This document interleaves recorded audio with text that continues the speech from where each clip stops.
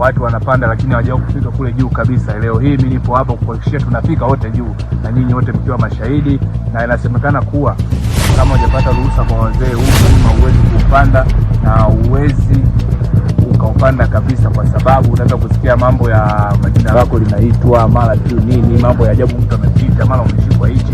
Leo nataka tushuhudie wote tunapanda mlima mpaka juu. Twende hapo.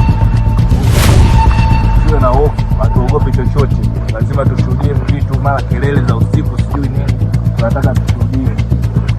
Najua huu mlima tutaweza kuufanikisha kupanda leo. Lazima hapa katikati tukifika tuweke kambi, kesho tutaendelea pia.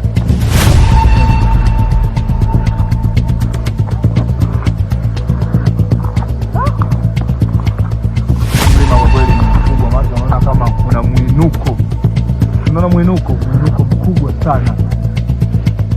Kila kitu tofauti zote tunazidi kwenda, hakuna